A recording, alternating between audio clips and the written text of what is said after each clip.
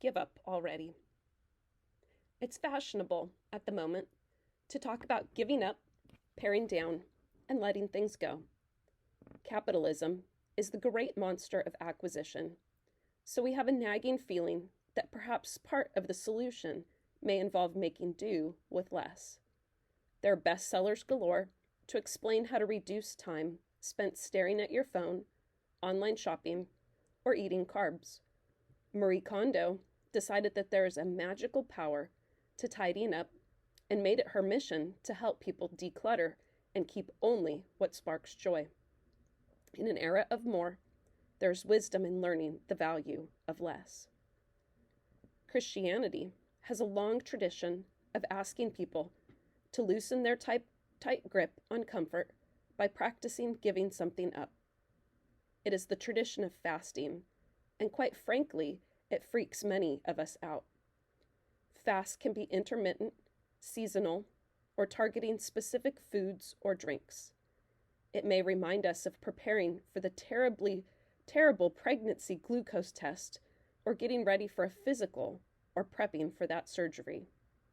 Or something we tried once because a cousin bought a juicing machine and assured us that her new liquid diet was, quote, medical. Never mind that the fine, quote, doctor got his title from an online degree mill. Whatever other benefits or absurdities are related to fasting, the Christian tradition has always insisted that fasting has a spiritual purpose. In fact, Jesus took it for granted that his disciples would fast, telling them when you fast, not if you fast, or consider trying a fast, or maybe someday you might wonder about fasting on a strictly intellectual level. Right from the start, it was assumed that fasting would be a regular part of the Christian life. When we fast, we imitate Jesus, who spent 40 days fasting in the desert before beginning his public ministry. He chose to pursue God by setting aside comfort. So what is fasting? Fasting is simply giving up something for a time. It's not a diet. It's not a punishment. It's not really meant to have any concrete benefit except the experience itself. Theologian Dietrich Bonhoeffer described it perfectly. Somehow, in our giving up, we experience discipline and freedom. Sounds like a contradiction, doesn't it? But there's a strange liberation in letting things go. We loosen our attachments to what weighs us down, and it frees us from behaviors and habits that we would rather not admit out loud.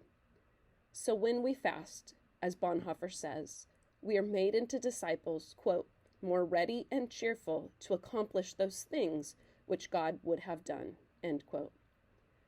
Fasting and cheerfulness may also sound like a wild contradiction.